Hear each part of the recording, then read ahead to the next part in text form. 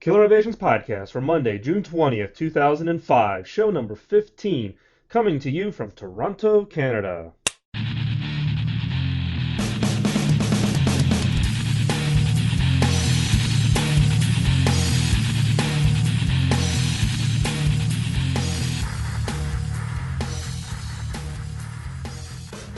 Hello, this is Phil McKinney, and welcome to this week's podcast. As I noted in the introduction, this podcast is coming to you from north of the border, Toronto, Canada. I'll be here for a few days, and then I'm off to Jackson Hole, Wyoming, for an event that I'll be speaking at with regards to government lobbying around technology. And then next week, I'm off to London. So I'm not sure where next week's podcast is going to come from. Could be Washington, D.C., or could be London. Thanks for the emails. Keep them coming. Email address is podcast@killerinnovations.com. I do enjoy the interactions and the questions, and we're going to be addressing some of those in upcoming podcasts. So please keep those emails coming, even if it's just to say, hey, I found your podcast and I'm a listener. That kind of feedback is encouraging and appreciated. Also, just as a quick reminder, as of July 1st, we're going to be making some slight changes to the ID3 tags. These are the tags that get embedded inside the MP3 file. So we're going to be making those changes as of the first podcast in July. Basically in response to questions and requests from listeners to make it easier for you to store and find and retrieve the podcast if you want to go back and listen to previous information, etc. So remember, July 1st podcast in July will have new tags, file names, etc. So if you need to make any adjustments, just giving you the heads up on that. Also, want to say thank you for the votes on Podcast Alley. A number of you have voted since the last podcast, and I do appreciate that. And I do read the comments over there quite regularly. So I can't respond to you directly because your entire email address does not get displayed. So I'd love to respond to you directly. So feel free to drop me an email with any the comments that you've posted over there, and I can respond to them. Also, I would encourage you to visit. There's a new site, new directory site that's come up, Podcast Pickle, if you haven't seen it. Great site for you to find additional podcasts. The nice thing about Podcast Pickle is that they also give you ratings, G and PG-13, all the way up to the adult content. So you can kind of find the content that matches your style for what is it you want to listen to. So I'd encourage you to visit Podcast Pickle. One email that I did get this week was from some new listeners, people that have just recently found the podcast. And because this podcast is a little bit different, we don't present, per se, news information about recent announcements, etc. It's more about sharing with you lessons learned and etc. with regards to innovation. People have been going back and catching up or trying to catch up on the older podcast. And right now we're at 14 shows, which means that's about 7 hours of podcast that a new listener would have to go back and listen to in order to get caught up. Now, not all of that you need to listen to, and I would encourage you to go over to the killerinnovations.com podcast, and you'll see the subject matter of each of the podcasts, and you can find the ones that are the most appropriate. But what one listener has asked for is maybe a quick background catch-up with regards to the Killer Innovations concepts and themes, so that someone that's a new listener could listen to one kind of catch-up podcast and at least understand what it is we're talking about. So I'd be encouraged to hear from other listeners if you would think that would be useful, maybe a 30 or 1 hour podcast just on the core concepts of Killer Innovations that a new listener could then just download and in maybe the Cliff Notes version kind of get caught up while they're trying to get caught up through the older podcasts. So if that's something of interest, let me know, and maybe I'll do that as an upcoming addition to the normal podcast. And again, that may be helpful to new listeners. For those of you who are not familiar or who are new listeners to the podcast, welcome. Again, feel free to ask whatever questions you might have. You can either send them to me by email, or you can phone the feedback line, 703-636-4460, or you can also Skype me at Phil_McKinney. Today's show, we're going to have the normal 3 segments. Segment 1, we're going to talk about structured innovation. Last week, we kind of teed it off with an introduction to what the benefit for a structured innovation process is and what kind of results you could see for your business or organization. So today's podcast, we're going to go into more detail and talk in specifics around what's called a gate milestone process for innovation. Segment 2, we're going to talk about what's called the doubling rule. And this is basically a means for you to look at innovation trends within emerging markets and look for ways to improve or change the doubling rule and what kind of impact that could have. And basically create your own weak signal by fundamentally changing the rules. And then in segment 3, we are going to go ahead and have the killer question of the week. So let's go ahead and get started. As a refresher for last week, we talked about what the role or the benefit for a structured innovation process is. And just as a reminder, we talked about the fact that studies have shown that innovation can yield up to a 30% annual return against its investment. And again, that's not just you invest $1 million and you get a 30% return. That's not what that means. It means if you create a structured innovation process, the process that in fact creates a pipeline of ideas, you can anticipate a 30% return if you have a well-defined and well-structured process. A lot of businesses rate innovation as being critically important, but also at the same time, businesses recognize that they don't implement any kind of a structured process. It is purely kind of a random success that they've had purely by serendipity in uncovering ideas or innovations that lead to breakthrough products. And when you look at, there was a recent study, and I talked about this again in last week's podcast, talking about the Product Development Management Association survey, that basically said that those that had a structured innovation process, and it's relatively a small number, I mean less than 30% of businesses have any kind of a structured innovation process, but those that do have a much higher percentage success rate in transforming their ideas into successful products. For those that have a process, they have about an 80% success rate in translating ideas into successful commercial launches, versus those that don't have it. At best, you're going to have a 50-50 chance of turning that into success. So with that in mind, what we're going to talk about today is one of the processes is one that we call a gate milestone process. And for those of you who are familiar with gate milestone, it's not that dissimilar. The key is with any gate milestone process is that it's really about discipline. Every organization will have its own approach to doing idea generation and how you introduce products or whatever the case might be. The key with a gate milestone process is really about discipline, meaning that you're going to measure time and direct stages for the process of going from ideas all the way through the commercial launch of that product or service.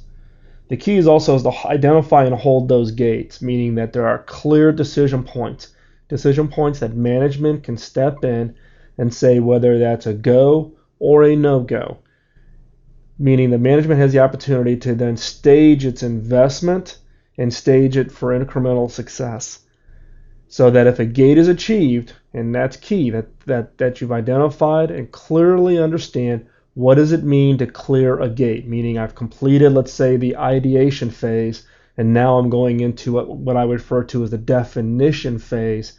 I understand what it is I have to achieve to get to that gate, and I also identify what is the criteria for success, meaning that I get the green light to move on to the next phase. So clear criteria for clearing the gate, and you identify and you hold to the gates. Don't let the gates get soft and allow things to kind of move on. The key with the go, no-go decision is really to give a comfort feel not only to yourselves and to give you a staged process, but also I have found that it gives great comfort to senior management, because then they can make or at least they can establish the understanding that they are going to invest by phase. So therefore, they're not committing to a big bang project where I'm going to have fund somebody to come up with an idea all the way to commercial product, and I've committed the entire set of dollars. That management's going to have an opportunity to step in, look at these gates, and give a go, no-go decision. Now, as I said in the last podcast, what I've done is I've taken a gate milestone innovation process that I've used, and I've sanitized it, meaning I've taken out specific terms that I've used with customers, clients, when I was doing innovation consulting, etc. And I've posted this gate milestone up on the website. So you can go to killerinnovations.com and you can download it. I'm giving it to you in two formats. One is a PDF and the second is Visio. So if you have Visio on your desktop, you can download it. You can make whatever modifications and changes you want and apply it to whatever your business. And you quickly understand when you look at when you see this document, this gate innovation milestone process. It's a one-pager, and I'm a big believer if you can't describe the process in one page, you're never going to get senior management to buy into what it is you want to do. And it's basically broken down into phases. The first phase is the ideation phase, and you will quickly see that that's actually one of the smallest phases in the milestone. We all tend to focus on the creativity and the creation of the idea. But you quickly figure out that in order to go from idea all the way to commercial launch, the amount of effort that is required involving all the different parts of your organization in order to turn that raw idea into a commercial success is huge. So with that, the gate milestone focuses, yes, it does identify the ideation phase, or the phase that allows you to create the raw ideas and to get to some early proof of concepts, but you quickly focus on phases that are critical to transform that idea into overall commercial success. So the next phase is the definition phase, which is taking this raw idea and this raw proof of concept prototype that's developed during the ideation phase, and now try to put some substantial meat or effort behind defining exactly what it is that you're going to define. One of the other things in the definition phase is the focus on developing multiple prototypes. So this isn't a phase we're going to do writing a lot of documents and putting together a lot of PowerPoints. One of the key criteria for success in structured innovation processes is the development of rapid prototypes, rapid proof of concepts. These don't have to be finished software. They don't have to be finished products. But it has to be enough to allow you to get it in front of a customer and get feedback from that customer as to whether or not it's going to satisfy their needs, wants, desires, and that they're willing to part with whatever share of their wallet to go buy what it is you want to deliver. So rapid prototyping, rapid proof of concepts are critical during the definition phase.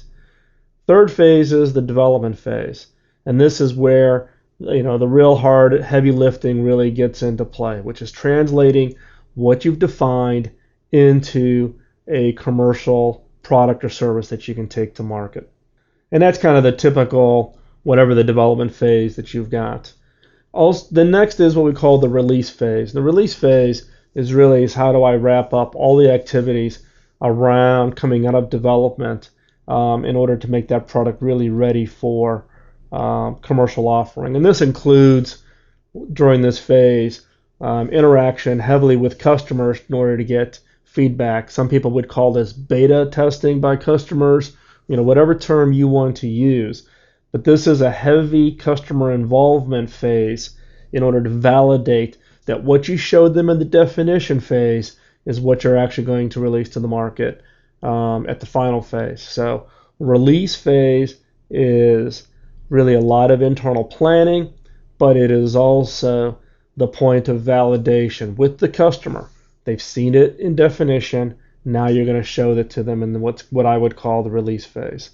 And then the final phase is really deploy. Final gate, everything's ready to go. You're ready to roll it out. Channel's ready to sell it. Customer service has been trained.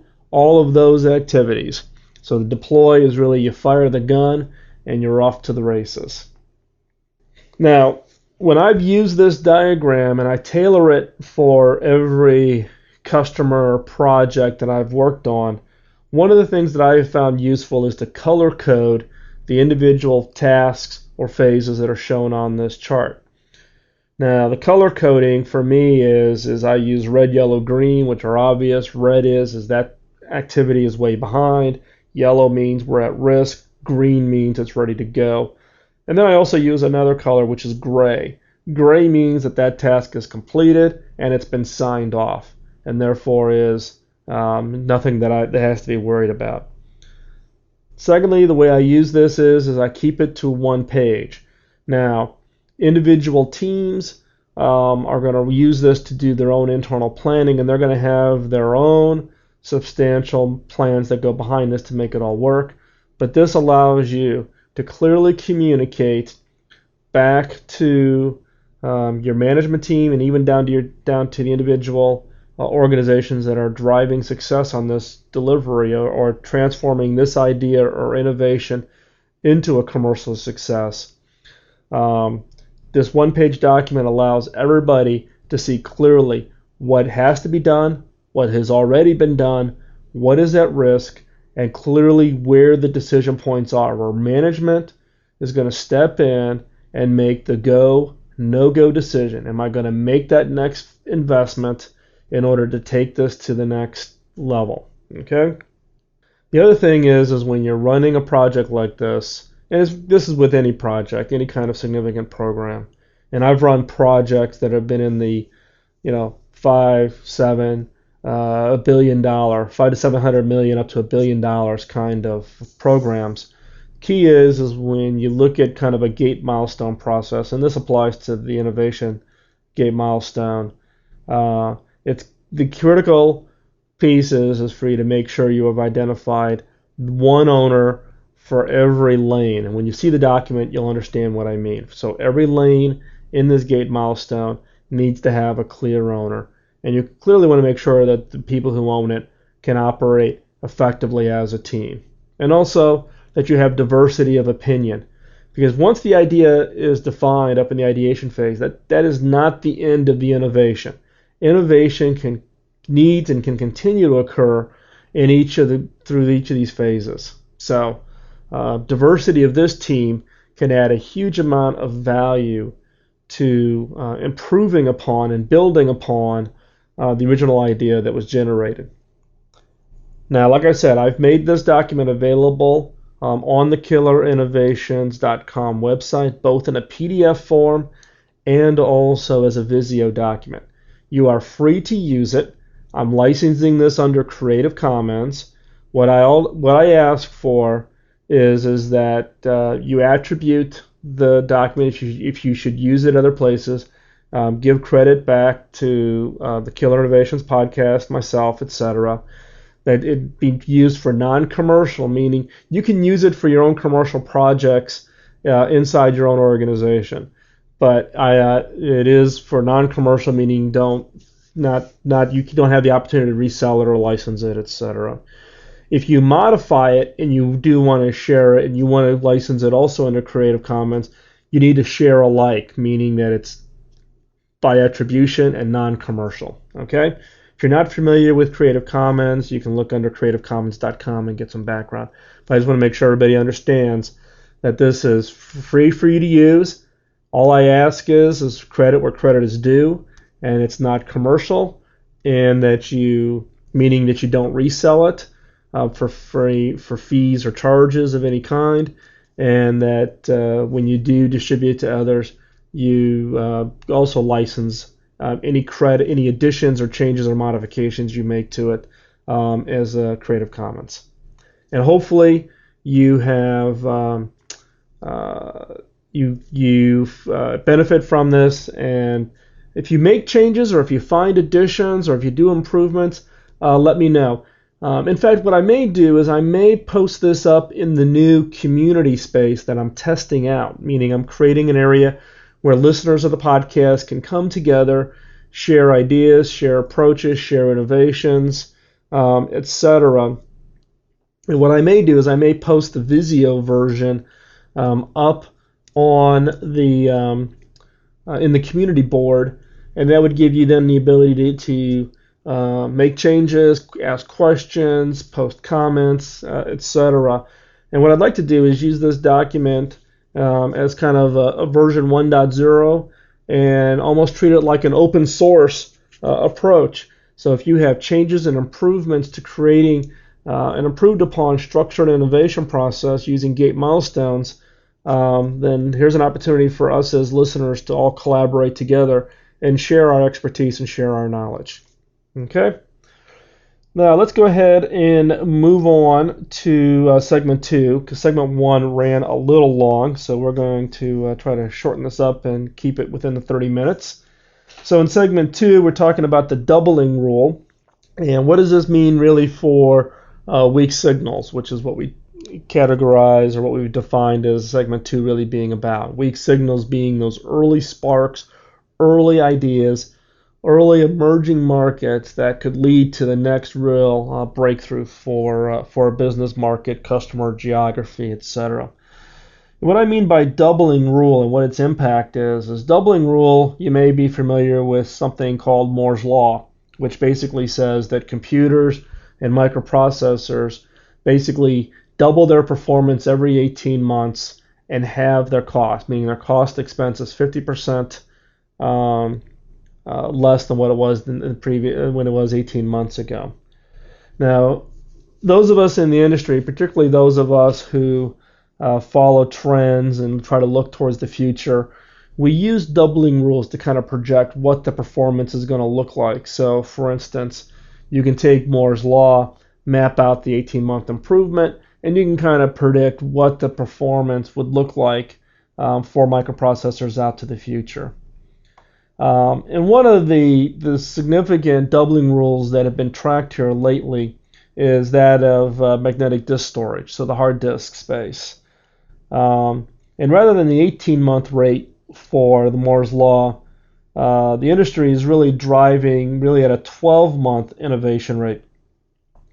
So think about it. In the case of magnetic disks, if you look back to 1994, it cost you about $1 per megabyte to store that. Now that price has plunged down to 10 cents by the year 2000. It's plumbed down to 4 cents per megabyte down to 2002, and down to 2005, we're down under a penny a megabyte for the hard disk storage itself. So you can just kind of see what that trend line is. Now, the key here, though, is that the innovation rate for the hard disk industry has not always been 12 months. In fact, during the 80s, the industry was operating really on a 24-month innovation rate, meaning doubling rate, a pace that really placed it behind or trailing some of the other technologies. And in fact, for those of us who've been around this long, back in the 80s, there was this big prediction that magnetic disk storage was basically going to go the ways of horse and buggies, and it really was going to be silicon storage that was going to overtake disk storage. So rather than having a Winchester drive sitting in your machine or sitting inside your iPod, it would all be silicon storage. So what caused the disk storage industry to accelerate their innovation rate? What drove them to go from a 24-month innovation rate down to a 12-month innovation rate? Well, really just one word: competition. And what happened is the magnetic storage industry was not ready to roll over and die and let silicon, which was innovating at an 18-month rate, take over and win. And so what happened is that there was a huge burst of innovation through the early 90s that again changed that rate from 24 months down to 12. The impact is that silicon never caught up, and at the current innovation rate, never will, unless the innovation rate for silicon improves. And so the key here is that it used to be that once an innovation rate was defined, so Moore's law for silicon, 18 months, disk storage used to be 24, then switched to 12. The key here, though, is that innovation rate, or what we've learned is that innovation rate is not fixed. Innovation rate, or the doubling rule for a given technology, can change. There's something from the outside that can fundamentally change that rate. And that has huge impact when you think about what the impact to the marketplace really is. I mean, think about at a 12-month doubling rate, the impact or the reduction of cost of storage literally has resulted in the iPod. The iPod that we know today in the marketplace would not exist given the older innovation rate. So the key here for weak signals is what are some assumptions around doubling rates for a given technology that, if changed, could fundamentally change the marketplace. So if you think about Winchesters, you think about Winchester disk drives, you think about other technology, silicon. If you fundamentally changed it, what would that result in? What new kinds of products or what new kinds of capabilities could be created if those silicons or innovation rates were fundamentally changed? I mean, it's mind-boggling when you think about products that exist today that would not have existed had that innovation rate not changed. So I know I'm rambling here. So again, hopefully you got the point here. So look at the doubling rules or the innovation rate for a technology that's key to your industry, and just make the assumption: what happens if that gets cut in half? What kind of products could you build? What kind of price points would you have should that be brought forward? Okay? Now, moving on to segment 3, the killer question of the week. And for those of you who are new listeners, the precept behind killer questions is rather than just asking a simple question when you're in a creativity or brainstorming session, can you ask a more intuitive, better open-ended question that causes you really to change your perspective and change what you're thinking about from the standpoint of opening up you to new ideas, new possibilities, hopefully creating an idea that leads to the killer innovation. So in segment 3, this week's killer question is: can I reduce by half or double my distribution cost? Again, the killer question of the week is: can I reduce by half or double my distribution cost? Now, for many of you, you're listening and saying, what kind of killer question is this? And key here is forcing you to change perspective. Now, what I mean by changing perspective is we tend to focus on one area. For instance, in the case of distribution cost, we tend to focus on how do I reduce it? How do I get rid of it? How do I cut it out? Etc. But in this case, you don't always assume or don't always go down the path that you normally would go down. In this case, normally we would want to look at how do I reduce my distribution cost? What happens if you double your distribution cost? What kind of markets, what kind of customers does that open you up to? Think about it in relation to high-end stores.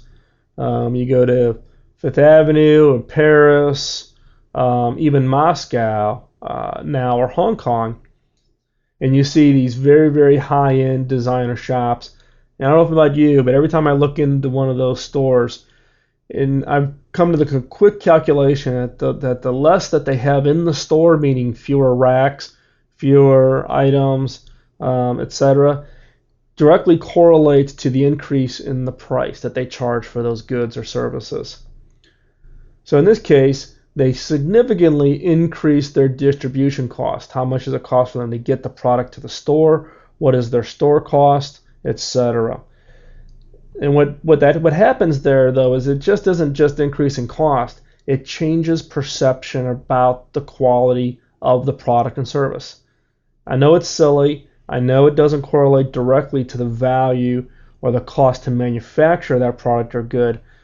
But think about it. If you double your distribution cost, does that fundamentally change the perception of your customers about your product or service? So it isn't always about cutting cost. You, in effect, can go in and double your cost and significantly increase the revenue base that you get from any product or service that you make to order. Another example is the custom suits. I was just recently in Bangkok, and then when I'm in Hong Kong, you can set it up. Tailors come, they'll take all the multiple measurements, and in fact, if you're in the U.S., the big name tailors will come here. They'll come to your office. They'll do those measurements. You get multiple fittings for that suit, and you get that custom-made, bespoke suit made specifically for your body shape. Now, yes, the cloth is really nice, and it does, fit you just as you are measured. But I don't know about you, but I never stay the same size from year to year, anyways. But the cost for that suit can be significantly more. And does that correlate to the value that you get from the item? May or may not, but you have this perceived value, and the fact that you can go out and tell your work associates that you've got a custom tailored suit changes that perception. So again, the killer question for this week is, can I reduce by half or double my distribution cost? And then the follow-on question is then what market opportunity does that open for this product or service? Can I reduce by half or double my distribution cost? And what market opportunity does this open for the product or service? And with that, we're going to wrap up the show. Please keep the feedback coming. Email address is podcast@killerinnovations.com. Or you can call the voicemail feedback line at 703-636-4460. And just so you know, I've had the feedback line up really, I guess, since show 3 or 4, and I think I've gotten 2 messages. So pick up the phone, call it, leave a question, leave a suggestion, and those that are appropriate, then I will include those and play those at the end of the podcast. If you have a podcast that you think is also appropriate, call the feedback line and leave a little plug, and if I can, I'll play that. Also, you can Skype me at Phil_McKinney. Also, visit Podcast Alley and Podcast Pickle. Use those feedback mechanisms to let the host of your favorite podcast know that you listen and that you enjoy or you appreciate the effort they put in to creating their podcast. Also, tell others. I've received some emails where people have shared the Killer Innovations podcast with their company, their departments, and in fact, in one department, the Killer Innovations podcast, from what I understand, is now required listening. It's an innovation team within one of the major corporations, and now they are using the Killer Innovations podcast as a catalyst for their weekly discussions within their team, and so now it's required listening. So tell others. If you're using the Killer Innovation podcast in a unique way within your business, let me know. I'd like to share that with others. As I said before, all the support materials, the Visio and PDFs for the gate milestone process will be posted on the killerinnovations.com website, so feel free to go there, download it, share it with others. What I would ask is if you make modifications and changes, post it back. Send it to me or post it up in the community board so that others can benefit from the enhancements, improvements. Let's use this as kind of an open innovation process so that us as a community can improve and create the best structure innovation process that we can all benefit from. So with that, I want to wrap up the show. I know I've gone, 4 or 5 minutes long here. I appreciate you hanging in there and listening here to the end. Thank you for listening, and we'll talk to you next week. Bye-bye.